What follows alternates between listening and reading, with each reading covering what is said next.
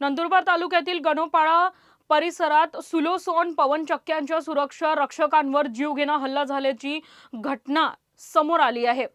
Tower पेट्रोलिंगच्या वादातून Scorpio अडवून सुरक्षा रक्षकांना लाकडी दांडके, काठ्या आणि गुप्तीचा धाक दाखवत बेदम मारहाण करण्यात आली आहे।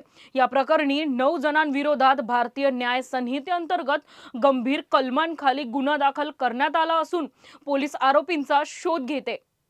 आम्ही ओमना गार्ड असेल आम्ही राऊंडवर रातले 10-15 लोक येऊन था। मग हमने गाड़ी उभी करीसने गाड़ी से तोड़फोड़ करी, हमले उतारिसने मारा। त्यासपण कुराड, लाकूड, काठ्या, बठ्ठाच होता। त्यासपण हमले मारिसने तिथं म्हणजे बाकीना लोकेसने गन दुनियाभरना मारेले आणि हमले जास्ती लागी झाले। मला डोकात फूट झाले, 10-15-20 टाका आहेत डोकावर। आणि मारिसने त्या पैग्यात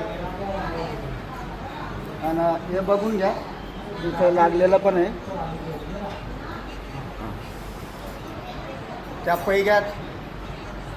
मग आम्हाला फक्त एवढी विनंती आहे तुमच्याशी, गाडी पण आमची शिलगावून टाकली त्यांनी आणि आम दोषीवरती कडक कारवाई व्हायला पाहिजे आणि दोषीला लवकर ते लवकर अटक करा। आम्हाला न्याय पाहिजे एवढी आमची विनंती आहे सर।